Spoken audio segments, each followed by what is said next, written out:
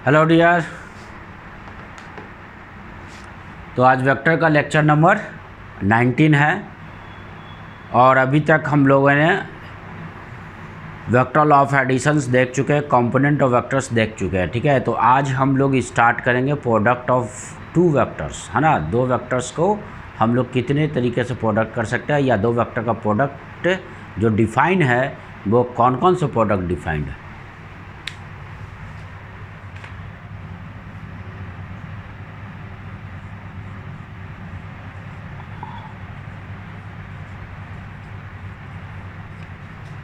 Product of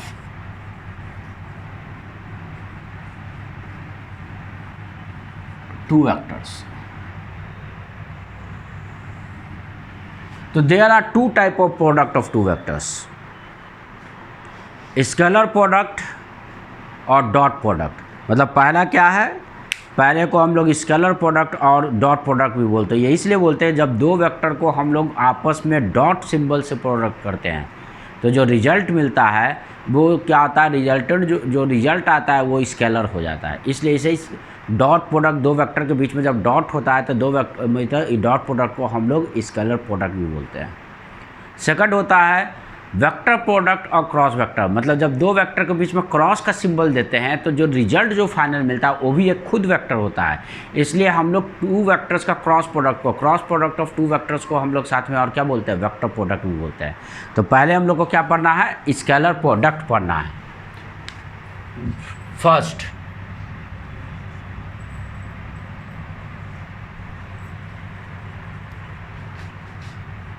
scalar product और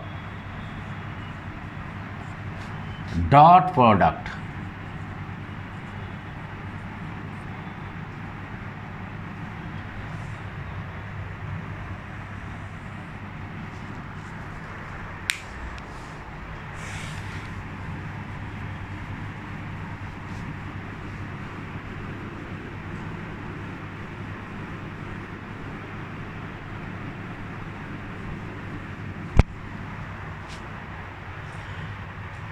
तो scalar product of two vector is defined as, कैसे हम लोग डिफाइन करते हैं,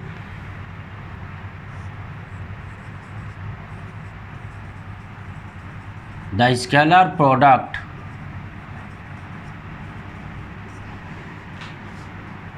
ऑफ टू वेक्टर्स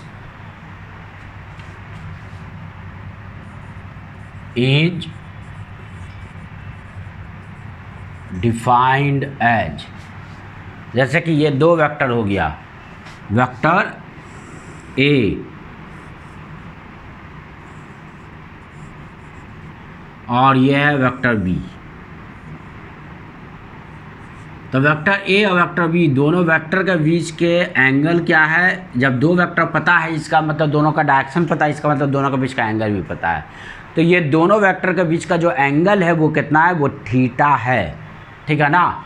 तो यहाँ पे हम लोग कैसे डिफाइन करते हैं, स्केलर प्रोडक्ट और डॉट प्रोडक्ट इसलिए बोलते हैं कि दो वेक्टर के बीच में से हम लोग डॉट का सिंबल यूज करते हैं, है ना। तो यानी कि वेक्टर ए और वेक्टर बी एक दूसरे के साथ प्रोडक्ट में आ रहा है, लेकिन डॉट सिंबल है तो इसे हम लोग स्केलर प्रोडक्ट बोलते हैं। और इसका रिजल्ट क्या होता है, तो यानी कि कैसे डिफाइन किया है, जब दो वेक्टर के बीच में डॉट लेते हैं तो इसे बोला जाता है ए बी कॉस थीटा। और ये एक स्केलर क्वांटिटी है तो मैग्नीट्यूड इसका कितना हो गया, ए डॉट बी का जो मैग्नीट्यूड हो गया ए बी कॉस थीटा, और इसके साथ कोई डायरेक्शन नहीं है। ठीक है ना। ए डॉट बी का न्यूमेरिकल वैल्यू जो आता है ए बी कॉस थीटा। ये पॉजिटिव नेगेटिव कुछ भी हो सकता है, क्योंकि तुम्हारा क्या हो गया, थीटा दो वेक्टर के बीच में एंगल 0 से 190 डिग्री के बीच में होता है। तो हम लोग जानते हैं कि जब थीटा एक्यूट होगा 0 से 90 के बीच में होगा तो कॉस पॉजिटिव होगा। तो ए बी तो मैग्नीट्यूड है, तो खुद दोनों पॉजिटिव है, पूरा वैल्यू क्या हो जाएगा, पॉजिटिव हो जाएगा। लेकिन जब थीटा वैल्यू 90 होगा, कॉस 90 क्या हो जाता है, 0, तो इसका वैल्यू क्या आ जाएगा, 0। कहने का मतलब जब अगर ये दोनों 0 नहीं है फिर भी तुम्हारा क्या हो गया, अगर एंगल दोनों के बीच में 90 डिग्री है तो कॉस 90 जीरो होता है। कहने मतलब दो नॉन जीरो वेक्टर यानी मैग्नीट्यूड दो वेक्टर का अगर जीरो नहीं है तो उसका प्रोडक्ट, उसका डॉट प्रोडक्ट जीरो हो सकता है। कब? जब दोनों वेक्टर मेरा क्या होगा? परपेंडिकुलर होगा। थर्ड, एंगल जब 90 से 180 के बीच में होगा तो कॉस सेकंड क्वाड्रेंट में नेगेटिव हो जाता है, तो दो वेक्टर का डॉट प्रोडक्ट क्या हो जाएगा? नेगेटिव हो जाएगा। तो दो वेक्टर का डॉट प्रोडक्ट पॉजिटिव भी हो सकता है अगर दोनों के बीच में एंगल अगर दोनों के बीच का एंगल 0 से 90 के बीच में है। दो वेक्टर का डॉट प्रोडक्ट जीरो भी हो सकता है अगर दो वेक्टर के बीच में एंगल कितना है? 90 डिग्री है। और दो वेक्टर का डॉट प्रोडक्ट नेगेटिव हो सकता है अगर दोनों वेक्टर के बीच में एंगल क्या है? 90 से 180 के बीच में, यानी कि एंगल ऑब्ट्यूस है। ठीक है ना? तो इसका ज्योमेट्रिकल मीनिंग क्या है ये हम लोग समझे। ठीक है,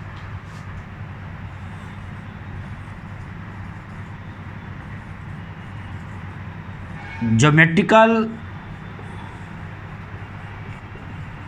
इंटरप्रिटेशन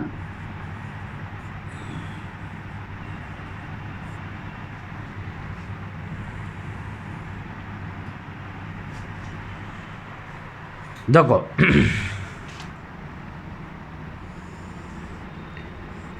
ये वेक्टर ए है, ये वेक्टर बी है, दोनों के बीच में एंगल थीटा। तो हम लोग वेक्टर दोनों का टेल एक जगह कॉन्साइड किया हुआ है। देखो अगर वेक्टर बी के हेड से हम लोग परपेंडिकुलर अगर ड्रॉ करें फर्स्ट वेक्टर पे तो ये क्या हो जाएगा? ये फिट ऑफ परपेंडिकुलर इसका एम बोल रहे हैं। चलो इस पॉइंट को ओ ले लो, इस पॉइंट को ए लिख दे और इस पॉइंट को बी लिख दे। तो O B M is a right angle triangle और इसका हाइपोटेनस मेरा कितना? हाइपोटेनस का मैग्नीट्यूड जो यानी लेंथ जो है वो बी है, ये बी हुआ। ठीक है, तो ये कितना हो जाएगा? यानी कि यहाँ से यहाँ तक का डिस्टेंस जो हो जाएगा that is the B cos theta. तो अब यहाँ पे देखो इस वेक्टर का अपना लेंथ कितना है? इस वेक्टर का लेंथ तो ए है, तो इसका मतलब ये हो गया कि फर्स्ट वेक्टर का लेंथ ए हुआ और उस सेकंड वेक्टर का फर्स्ट वेक्टर के डायरेक्शन में प्रोजेक्शन या इसका प्रोजेक्टेड लेंथ कितना आ रहा है? बी कॉस थीटा आ रहा है ना? ये बेस कितना हो जाएगा? हाइपोटेनस बी है तो बी कॉस थीटा। तो ए और बी कॉस थीटा का प्रोडक्ट क्या हो जाएगा? A B cos theta. वही तो मेरा डॉट प्रोडक्ट है, ए बी कॉस थीटा। तो इसका ज्योमेट्रिकल मीनिंग ये होता है A dot B is the product of length of a first vector and length of projection of second vector in the direction of the first vector. ठीक है ना? तो लिखो A dot B is the product of the length of a vector and the length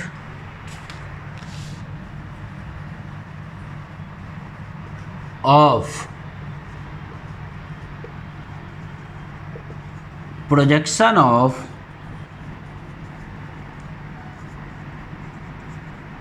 second vector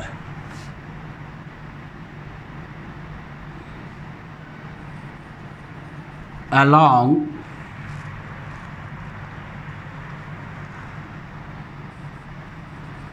the length of former vector, यानी farmer vector के length के along second vector का जो प्रोजेक्टेड लेंथ है, ये प्रोजेक्टेड लेंथ और तुम्हारा क्या हो गया? फर्स्ट वेक्टर का लेंथ, ये दोनों का ये प्रोडक्ट है। ये इसका ज्योमेट्रिकल मीनिंग है। तो ठीक है, अगर इसको फर्स्ट वेक्टर मान लिए तब ना सेकंड वेक्टर का प्रोजेक्टेड लेंथ नहीं था ले, लेकिन कोई बी को फर्स्ट वेक्टर ले ले तब क्या हो जाएगा? तब यहाँ से तुम क्या करो कि इस पर परपेंडिकुलर लाइन ड्रॉ करो। ये मान लेते ये इसका परपेंडिकुलर है और फिट ऑफ परपेंडिकुलर जो आया वो एन पे आया यहाँ पे। ठीक है, ये इस पॉइंट पे आया एन, कहाँ? इस पॉइंट पे।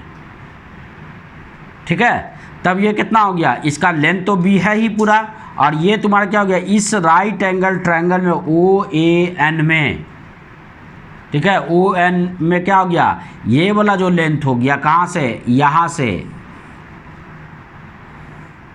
ओ एन इक्वल टू हो गया ए कॉस थीटा, यहाँ से यहाँ तक, तो ये ए कॉस थीटा और टोटल इसका लेंथ भी है, दोनों का product B into A cos theta, वो भी ए कॉस थीटा होगा। तो यानी कि दोनों में से किसी एक वेक्टर का कंप्लीट लेंथ, और जिस वेक्टर का कंप्लीट लेंथ लिए हैं उसका जो तुम्हारा जो रिमेनिंग वेक्टर बच गया उसका प्रोजेक्टेड लेंथ ले लेंगे किधर, जिसका कंप्लीट लेंथ लिए हैं।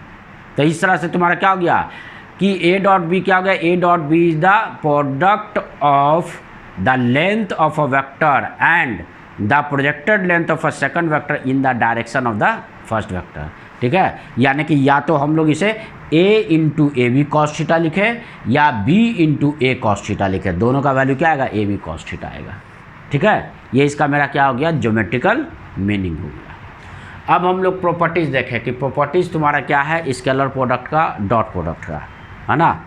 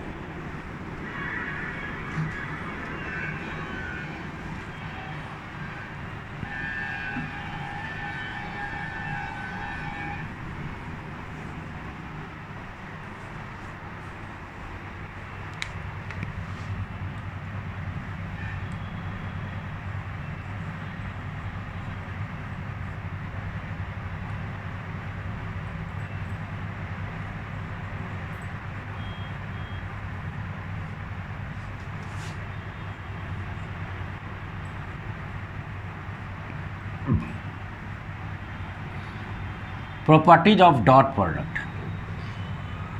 First, dot product of two vector is commutative.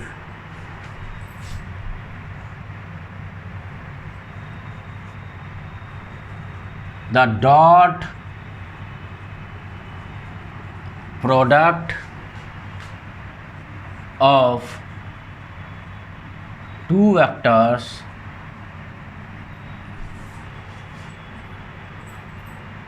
is commutative. कहने का मतलब क्या हो गया कि तुम a डॉट बी लिखो या b डॉट ए लिखो, दोनों का वैल्यू सेम होता है। a डॉट बी लिखने का मतलब फर्स्ट वेक्टर a हो गया, सेकंड वेक्टर b हो गया। अब b डॉट ए का मतलब हो गया कि फर्स्ट वेक्टर कौन है, b है, और सेकंड वेक्टर मेरा कौन है, a है।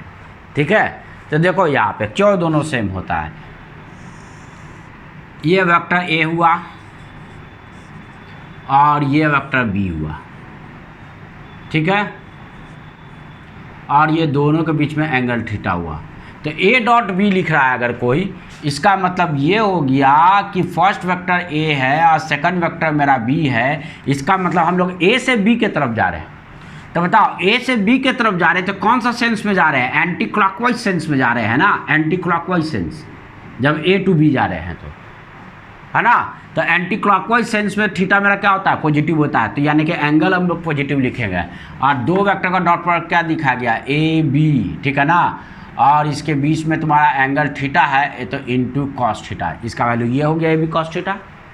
ठीक है, तो बी डॉट ए का मतलब क्या हुआ, ठीक है ना, तो बी डॉट ए का मतलब ये हुआ कि अब फर्स्ट वेक्टर ए या second vector, first vector B या सेकंड वेक्टर ए है, यानी कि बी से ए की तरफ आ रहे हैं। तो कोई बी से ए की तरफ आ रहा है तो उस कंडीशन में यानी कि तुम्हारा क्या हो गया, क्लॉकवाइज सेंस में हम लोग जा रहे हैं ना।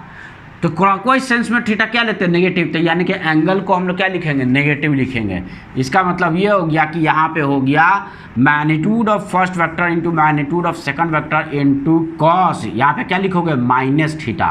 और हम लोग जानते हैं कि फोर्थ क्वाड्रेंट में कॉस पॉजिटिव होता है, तो कॉस थीटा लिखो या कॉस माइनस थीटा लिखो, उसका वैल्यू कॉस थीटा ही हो जाता है। तो ये कितना हो गया, ये भी तुम्हारा हो गया ए बी कॉस थीटा। तो दिस इम्प्लाइज दैट, यानी कि यहाँ से तुम्हारा क्या आ गया, A dot B is equal to हो गया बी डॉट ए। यानी कि तुम ए डॉट बी लिखो या बी डॉट ए लिखो, दोनों तुम्हारा क्या होता है, सेम होता है। इसलिए वेक्टर डॉट प्रोडक्ट मेरा क्या होता है, कम्यूटेटिव लॉ को फॉलो करता है। ठीक है ना। अब सेकंड, जब दो नॉन जीरो वेक्टर को अगर परपेंडिकुलर प्रूव करना हो, तो दो नॉन जीरो वेक्टर मतलब कहने मतलब क्या हो गया कि ए और बी दोनों का मैग्नीट्यूड जीरो नहीं है। तो जब दोनों में से कोई भी वेक्टर अगर तुम्हारा जीरो नहीं है तो उसका प्रोडक्ट देखो, तो ना ए जीरो है ना बी जीरो है, ठीक है ना। तो इसका मतलब ये हो गया कि ये दोनों जीरो नहीं है, तो ये फिर जीरो कैसे हो जाएगा, केवल एक ही तरीके से जीरो हो सकता है, जब दो वेक्टर के बीच में एंगल कितना हो, 90 डिग्री।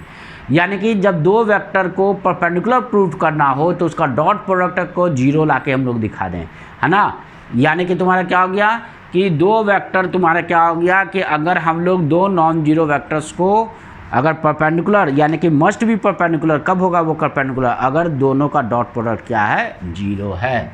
तो सेकंड,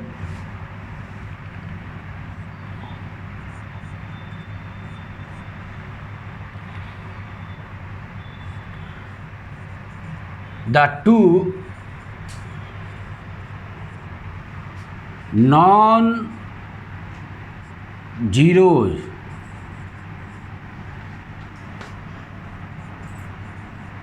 vector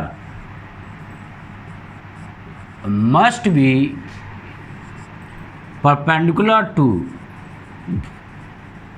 each other, एक दूसरे का परपेंडिकुलर होगा कब, if their dot product is zero, यानी कि A dot B is equal to क्या है, जीरो है।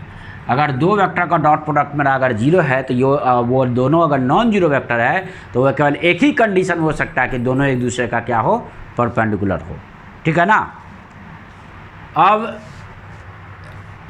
ऑर्थोनॉर्मल के लिए कहना मतलब कि तीन म्यूचुअल यूनिट परपेंडिकुलर वेक्टर्स के लिए, जैसे कि एक्स वाई जेड, एक्स के अलॉन्ग हम लोग यूनिट वेक्टर क्या मानते हैं, आई कैप, वाई के अलॉन्ग क्या मानते हैं, जे कैप, और जेड के अलॉन्ग हम लोग क्या मानते हैं, के कैप मानते हैं। ठीक है ना। तो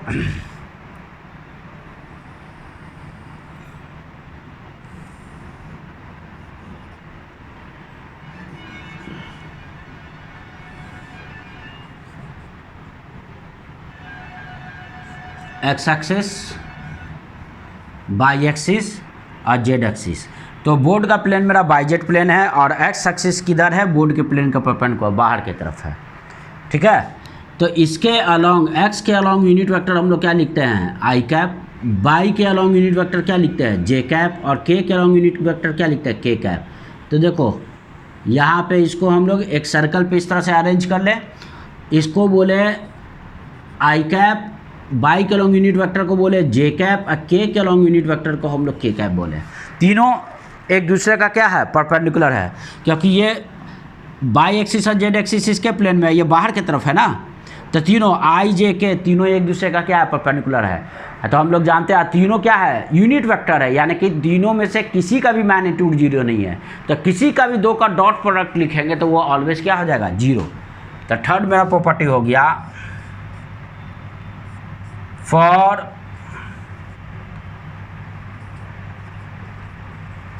ऑर्थोट्राइड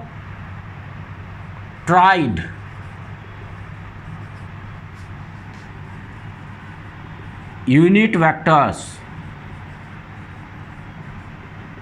that is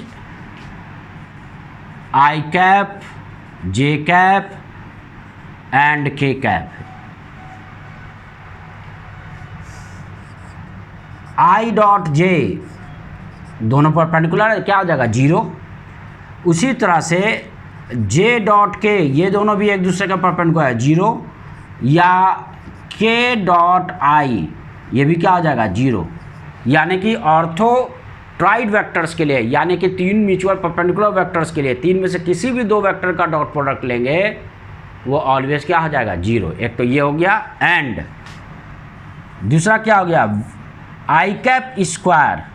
तो आई कैप स्क्वायर का मतलब क्या होता है, किसी वेक्टर का स्क्वायर का मतलब होता है कि सेम वेक्टर का डॉट प्रोडक्ट एक दूसरे से, मतलब वेक्टर आई कैप स्क्वायर लिखे मतलब आई कैप डॉट आई कैप, इसका मतलब ये होता है। तो ये बताओ इसका जब डॉट प्रोडक्ट लिखेंगे तो दोनों तो तुम्हारा क्या हो गया आई कैप, दोनों एक्स एक्सिस का डायरेक्शन है, इसका मतलब ये दोनों क्या है पैरेलल है, तो दोनों के बीच में एंगल क्या होगा 0 होगा, और दोनों का मैग्नीट्यूड 1 है, तो magnitude of first vector 1 into magnitude of sector vector 1 into angle, दोनों के बीच का एंगल कितना 0 डिग्री, कॉस 0 भी 1, तो ये कितना हो गया 1।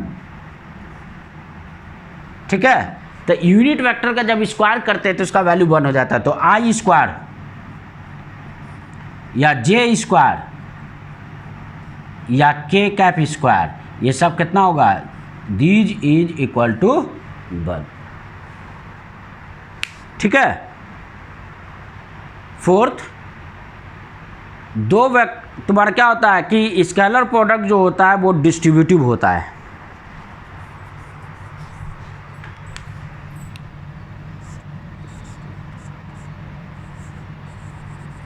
Scalar product of 2 vectors is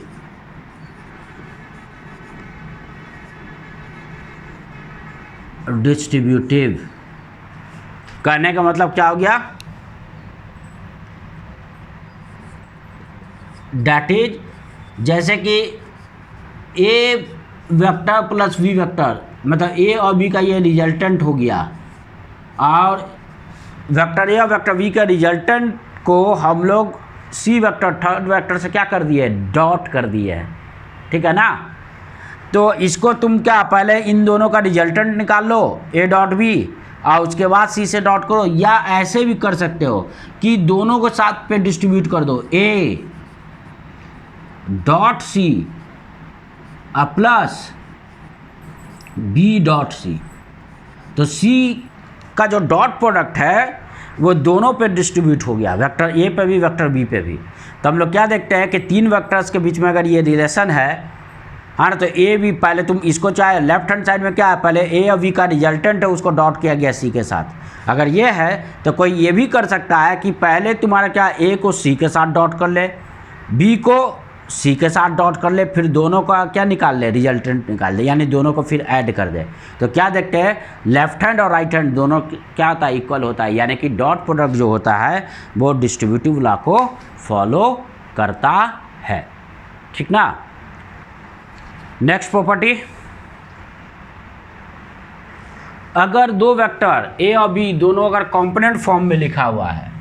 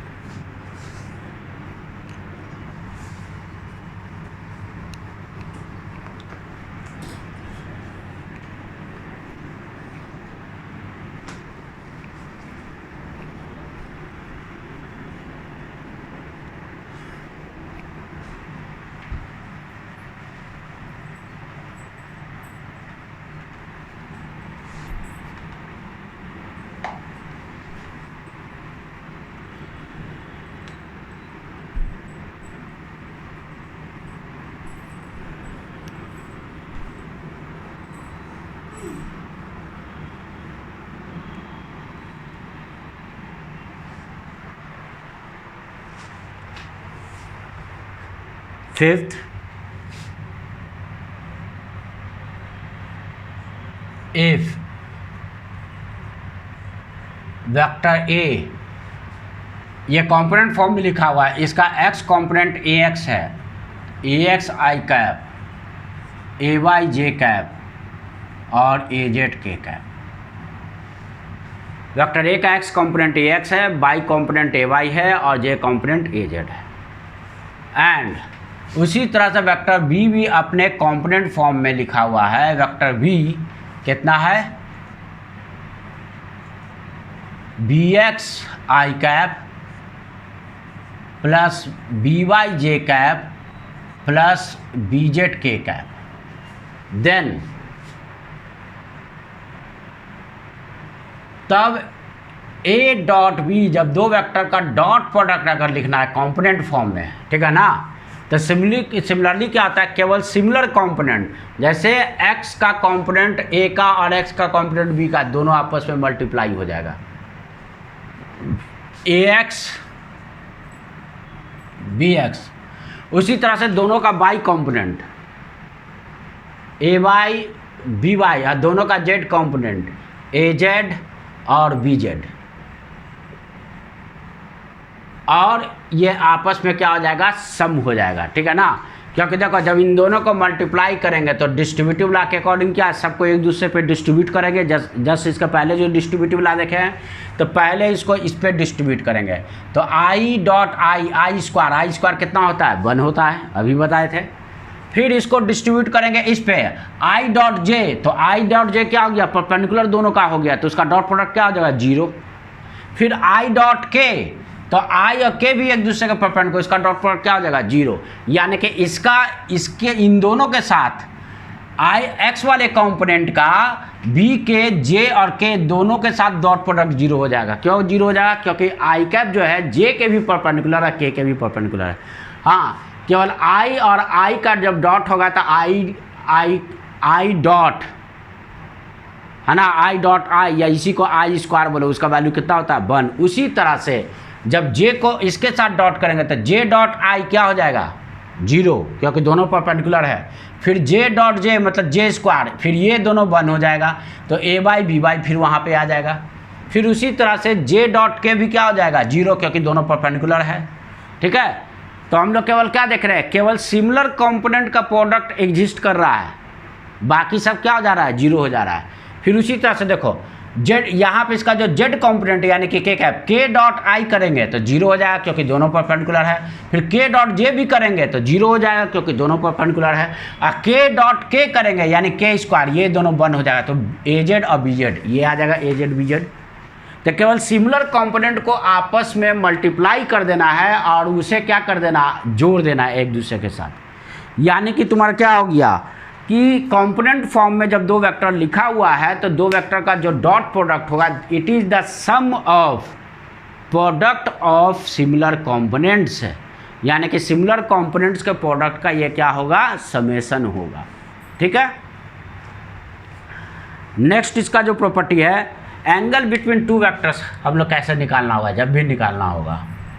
6th, the angle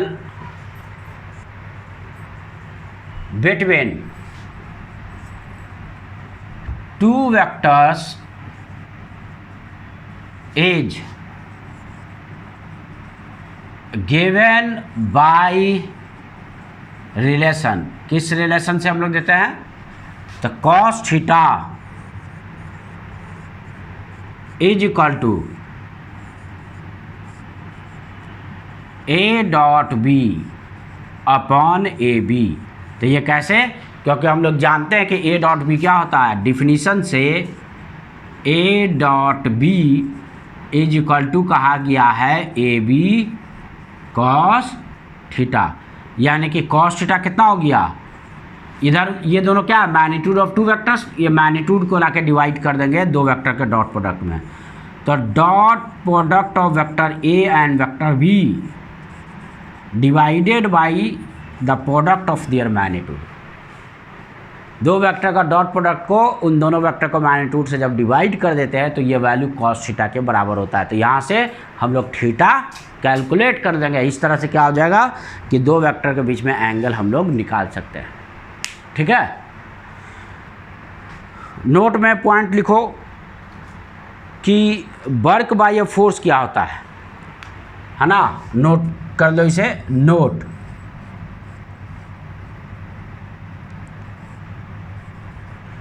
first point,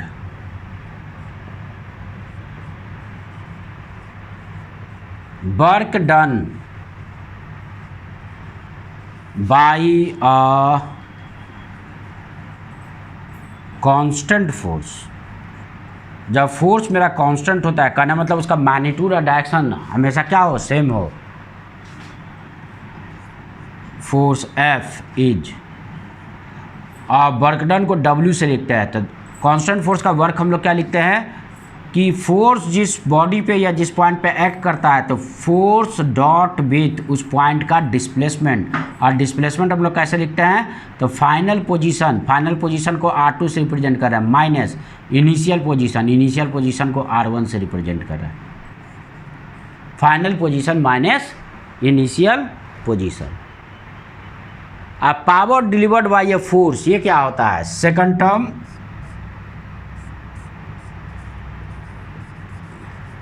power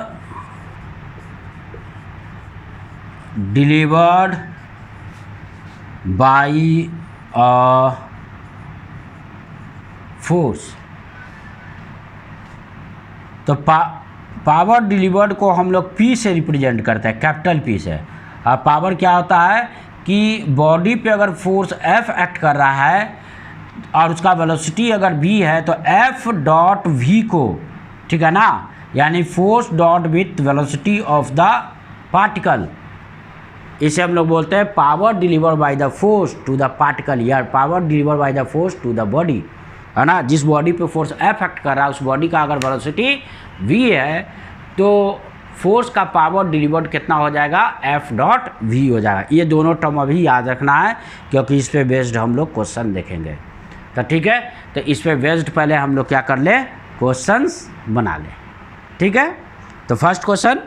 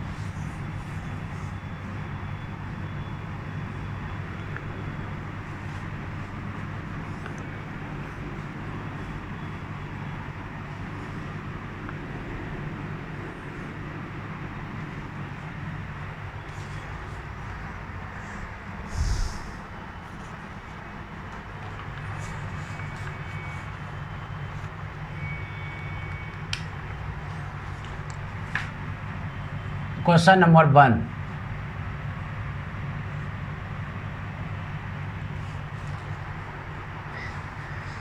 a point of application of a force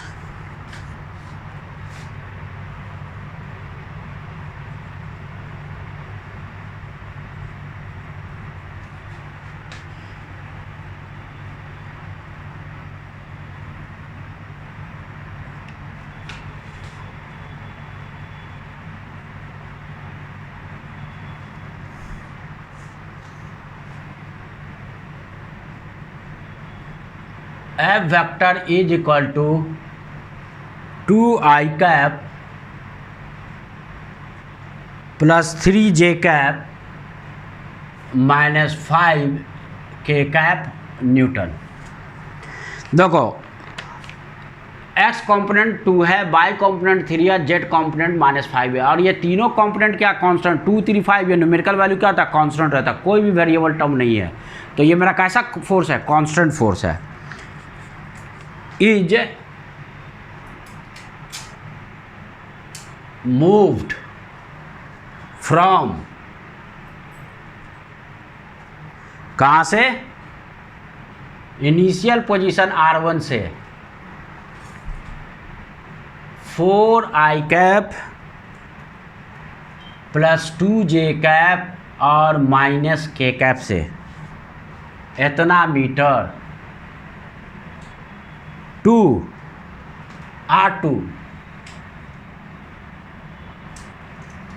R2 कितना है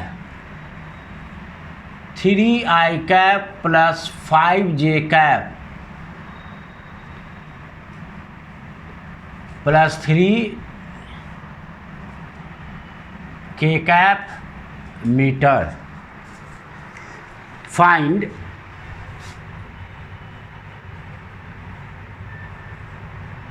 फर्स्ट क्वेश्चन है डिस्प्लेसमेंट वेक्टर।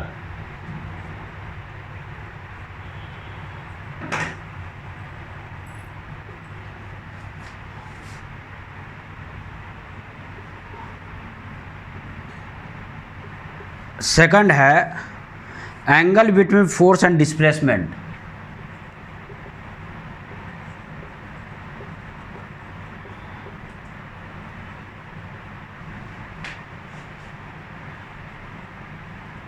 फोर्स एंड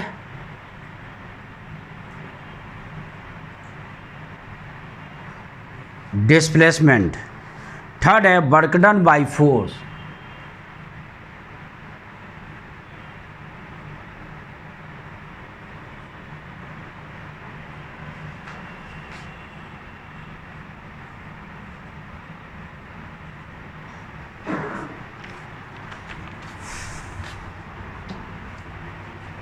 तो पार्टिकल क्या हो रहा है कि इनिशियल पोजीशन r1 से, कहने का मतलब कि ये ऑरिजिन के रेस्पेक्ट में पहले पार्टिकल इस पॉइंट ए पे था जिसका कि पोजीशन वेक्टर कितना था r1। अब ये कहाँ पे चला गया है, इस पोजीशन बी पे चला गया है जिसका कि पोजीशन वेक्टर ऑरिजिन के रेस्पेक्ट में कितना है r2। मतलब पार्टिकल ए से बी पे चला आया है। तो ए बी को क्या बोलेंगे डिस्प्लेसमेंट r, ये मेरा क्या है displacement.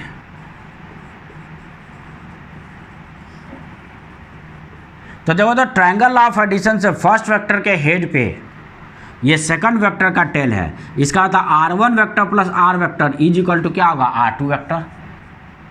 r1 vector plus r vector is equal to r2 vector, यानी कि देयरफॉर r वेक्टर कितना, यानी डिस्प्लेसमेंट वेक्टर क्या आ गया r2 माइनस r1। अब r2 r1 क्या है, ऑरिजिन के रेस्पेक्ट में पॉइंट ए का पोजीशन है r1, ऑरिजिन के रेस्पेक्ट में पॉइंट बी का पोजीशन है r2। तो डिस्प्लेसमेंट वेक्टर क्या होता है, फाइनल पॉइंट का पोजीशन माइनस इनिशियल पॉइंट का पोजीशन। ठीक है, तो पहला पार्ट का जो आंसर हो गया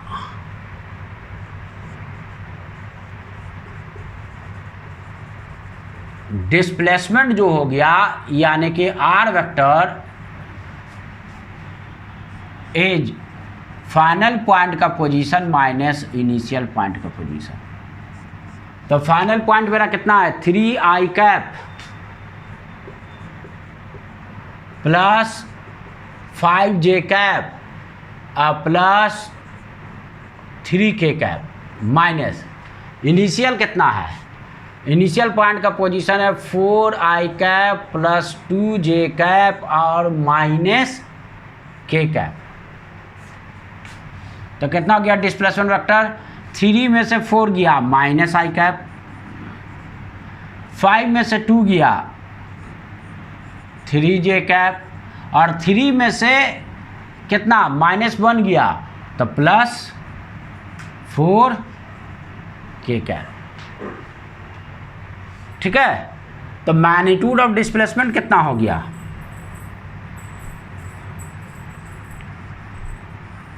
under root of -1 square, 3 square और 4 स्क्वायर, 16 रूट अंडर 26 मीटर। ये मेरा डिस्प्लेसमेंट का मैग्नीट्यूड हुआ। और डायरेक्शन पूछेगा तो यहाँ पे डायरेक्शन को साइन बताना पड़ेगा। मुझे केवल डिस्प्लेसमेंट पूछा था, मुझे यही इतना ही में आंसर दे देना था आई जे के टर्म्स में, जिसका मैग्नीट्यूड मेरा कितना है। तो मैग्नीट्यूड जो मेरा √6 मीटर है। और डायरेक्शन पूछेगा तो फिर डायरेक्शन को साइन बताना पड़ जाएगा, क्योंकि यहाँ पे तीनों कंपोनेंट है। चलो फिर क्या, अच्छा चलो डायरेक्शन भी लिख देते हैं। And direction of displacement is, क्या है इसका डायरेक्शन। तो इसका डायरेक्शन को साइन लिखना पड़ेगा -1 x component divided by √6, sorry cos alpha -1 by √6 comma gamma कितना हो गया cos alpha 3 divided by √6 and ये अल्फा हुआ, ये बीटा हुआ है ना। और जेड एक्सिस एंगल कितना, यानी कि गामा जो हो गया 4 डिवाइडेड बाई √6। तो डायरेक्शन जब भी तीनों कंपोनेंट प्रेजेंट होगा तो डायरेक्शन जो होगा वो कोसाइन के टर्म्स में हम लोग देखें। और ये हो गया एक्स एक्सिस से एंगल डिस्प्लेसमेंट का, ये हो गया वाई एक्सिस से एंगल यानी कि बीटा, और ये हो गया जेड एक्सिस से एंगल यानी कि गामा। ठीक है, angle between the force and displacement.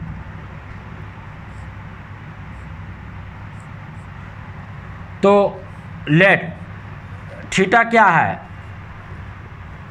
अगर angle between force and displacement, force और डिस्प्लेसमेंट वेक्टर यानी कि ये आर वेक्टर, इसके बीच में एंगल है, ठीक है ना। तब कितना हो जाएगा, देन कॉस थीटा कितना लिखोगे, ए डॉट बी। तो यहाँ पे ए मेरा कौन है, फोर्स वेक्टर। कैसे बोले थे, जो वर्क डन होता है force dot with displacement, displacement R2 - R1 vector, और R2 - R1 क्या है, आर वेक्टर है। नीचे magnitude of force into magnitude of displacement. चलो दोनों का डॉट करेंगे। फोर्स कितना दिया है, 2i cap plus 3j cap और -5k कैप।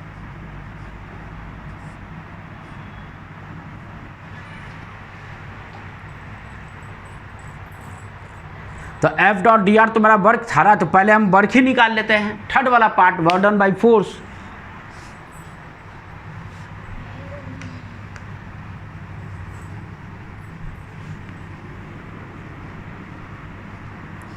पहले थर्ड निकाल लेते हैं, उसके बाद सेकंड निकाल देंगे एंगल। थर्ड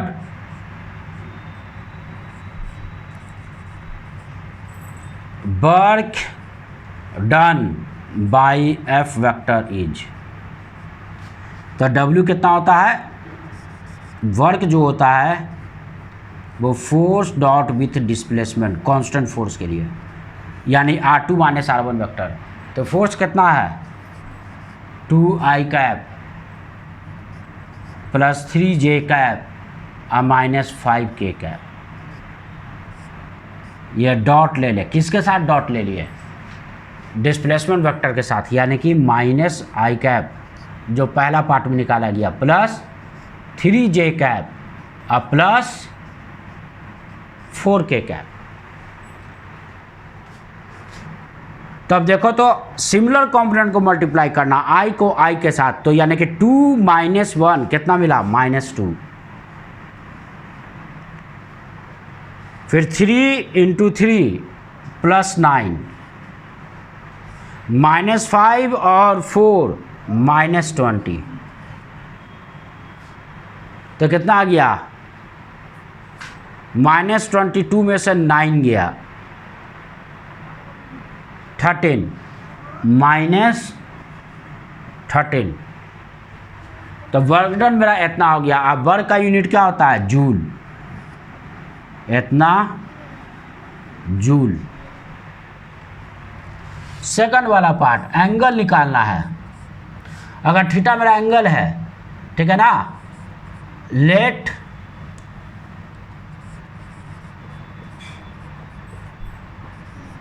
थीटा क्या है, angle between force and displacement. तो फोर्स और डिस्प्लेसमेंट के बीच का अगर एंगल है, कॉस थीटा क्या लिखेंगे, cos theta A dot B upon A B. तो यहाँ पे ए डॉट बी की जगह पे कौन है, पहला वेक्टर है फोर्स और दूसरा वेक्टर मेरा कौन है, डिस्प्लेसमेंट, क्योंकि फोर्स और डिस्प्लेसमेंट के बीच में निकालना है। और इसी दोनों को मैग्नीट्यूड से डिवाइड कर देंगे हम लोग। तो ए डॉट बी हम लोग एफ डॉट आर, यानी कि वो क्या, हम लोग वर्क निकाले कितना, एफ डॉट आर, सेकंड वाले पार्ट पे -13। फोर्स का मैग्नीट्यूड कितना हो जाएगा, तो रूट अंडर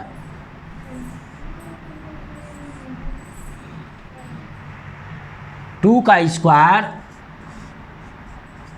प्लस 3 का स्क्वायर प्लस -5 का स्क्वायर इंटू मैग्नीट्यूड। देखो तो मैग्नीट्यूड भी हम लोग निकाले हुए हैं, आर कितना है, √26, यानी -13 ऊपर है और नीचे, और √26 है, सॉरी ये कितना हो गया, 25 + 9 34, ठीक है ना, +4 38, √38 और √26। तो एक तो √13 है, √13 यहाँ से कैंसिल होगा, ऊपर कितना हो गया, एक √13 आ गया, तो माइनस, और यहाँ से 2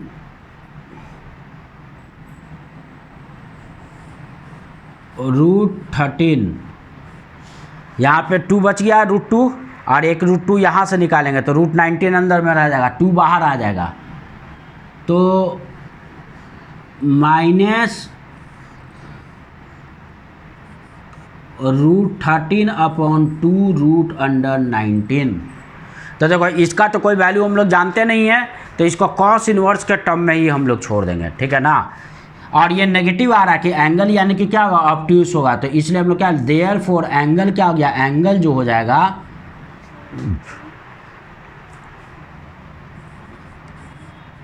कॉस इनवर्स माइनस √13/2 √19, इतना ही पे आंसर छोड़ देंगे, ठीक है, कोई प्रॉब्लम नहीं। अगला नेक्स्ट क्वेश्चन देखेंगे इसके बाद।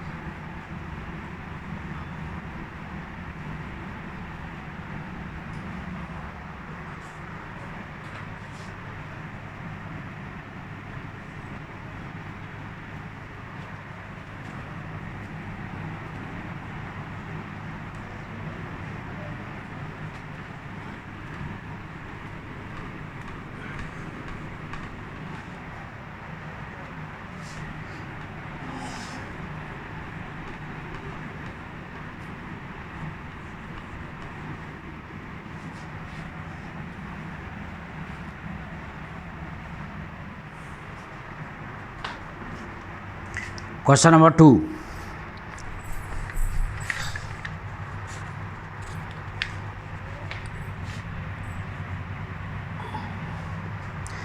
a particle moves with a velocity v.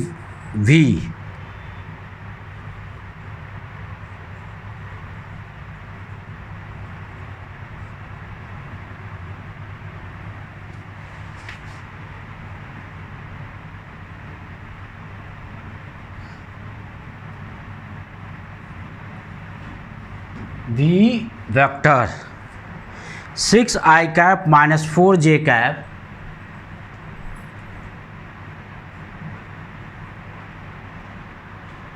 minus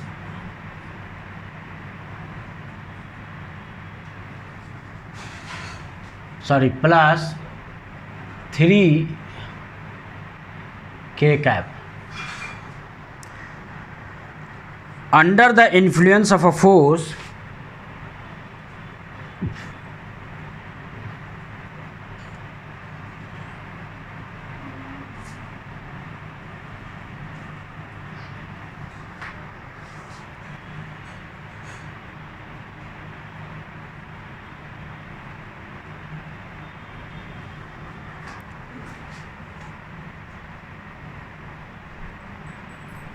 F vector equals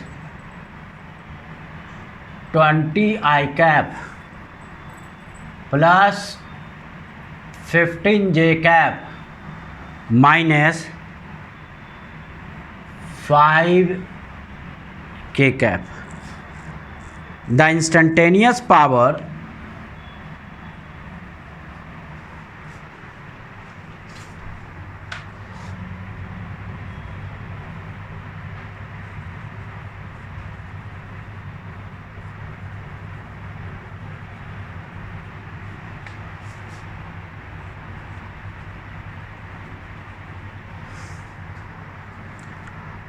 applied to the particle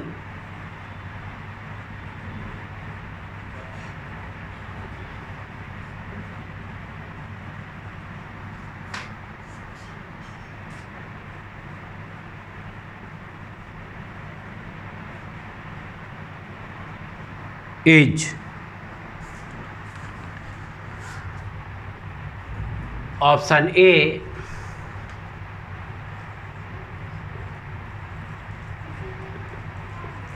35 units, B 45 units, C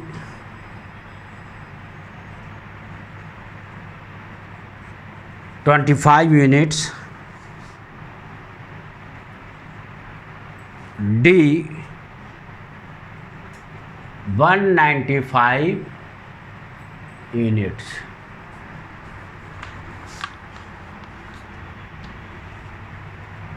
तो हम लोग पावर कैसे डिफाइन किए थे?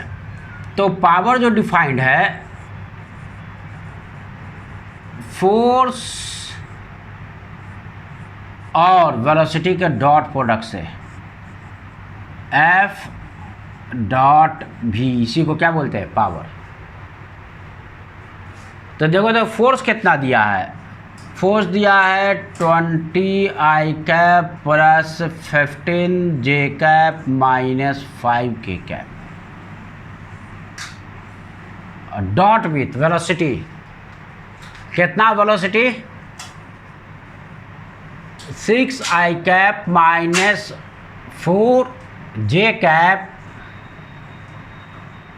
Plus 3k cap. तो सिमिलर कंपोनेंट को मल्टीप्लाई करो i को i के साथ, तो कितना हो गया? ये 120। उसी तरह से j को j के साथ 15 इंटू 4, या माइनस साइन है तो माइनस 60, माइनस 5 और 3 माइनस 15, तो वैल्यू कितना आ गया? 45। पावर का जो यूनिट होता है वो क्या होता है? वाट। तो 45 वाट्स, ठीक है।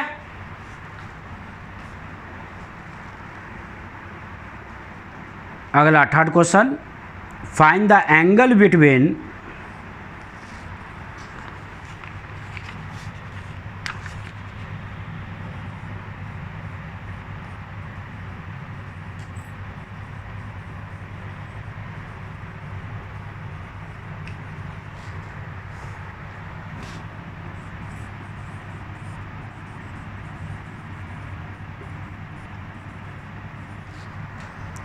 टू वेक्टर्स, वेक्टर ए, कितना vector A, 2i cap plus J cap minus K cap, and vector B, vector B कितना है, i cap minus K cap. ठीक है, दोनों वेक्टर के बीच में क्या निकालना है, एंगल निकालना।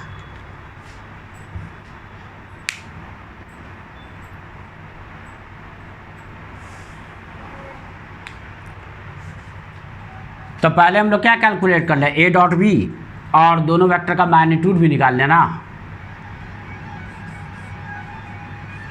तो ए डॉट बी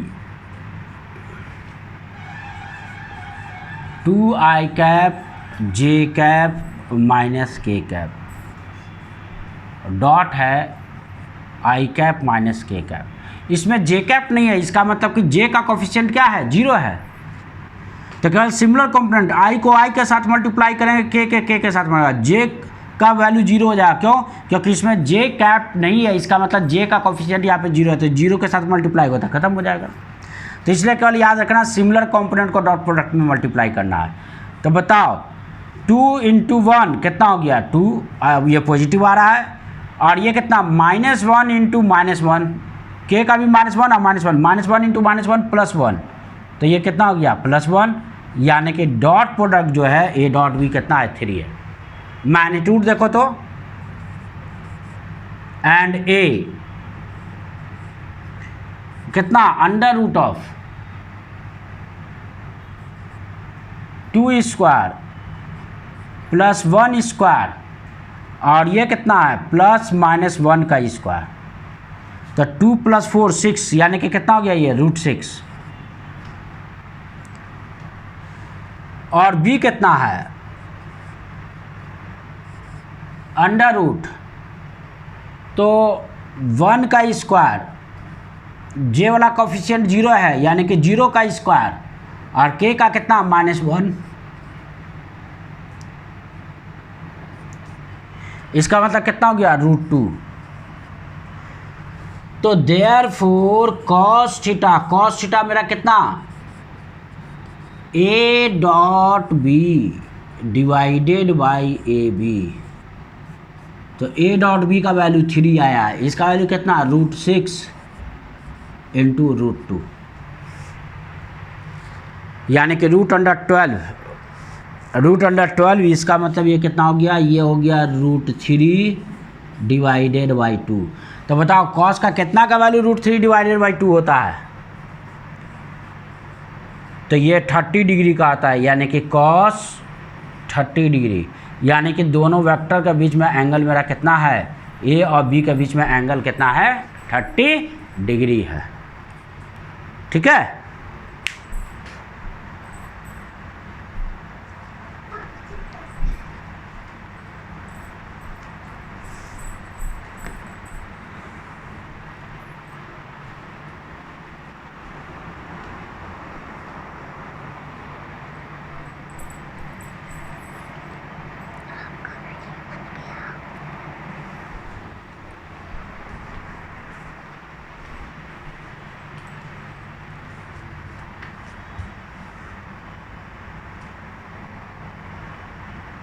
ठीक है। Question number 4,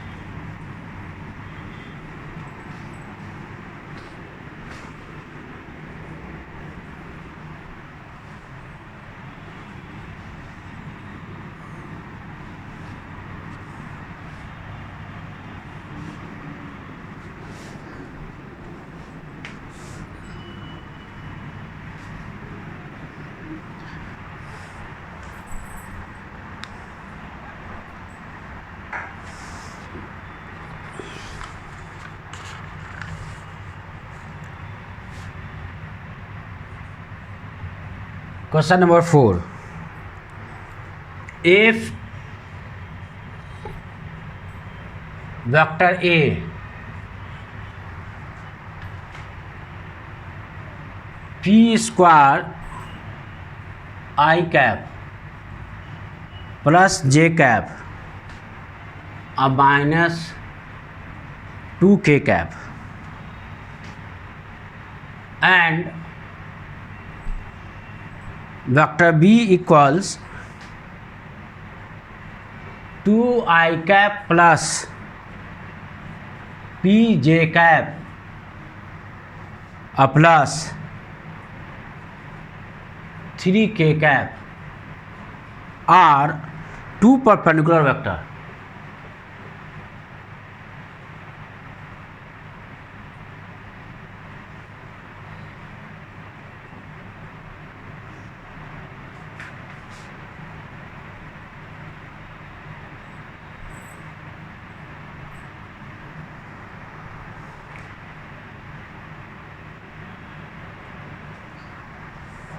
Find the value of P.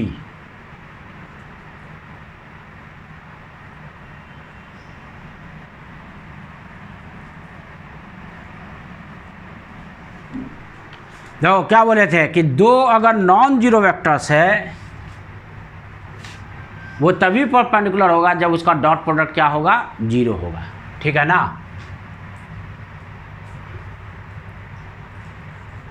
तो as vector A is perpendicular to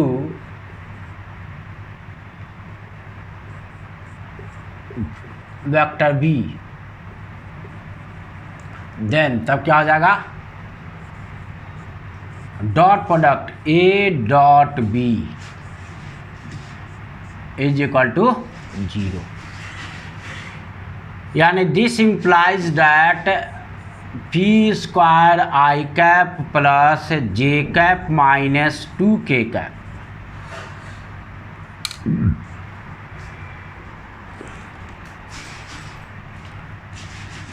dot with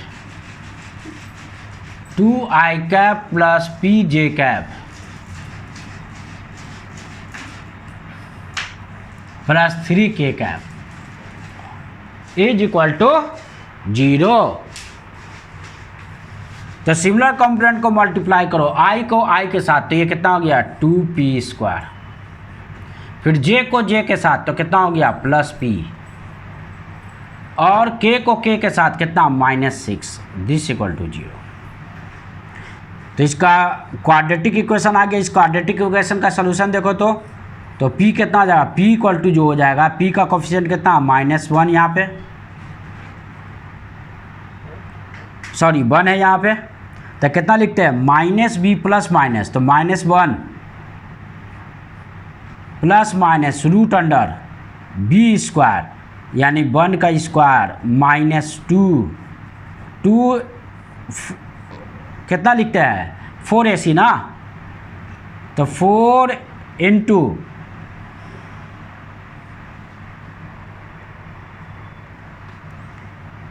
2 into -6 upon कितना 2a, तो 2 इंटू 2, ये कितना हो गया +48 अपॉन 49 यानी कि 7 -1 प्लस -7 डिवाइडेड बाई ये 4। इसका मतलब ये हो गया कितना -8/4 यानी -2, और दूसरा सॉल्यूशन कितना हो गया +7 तो 6/4 यानी कि 3/2, यानी कि p का वैल्यू क्या होगा, तो therefore p equal to either -2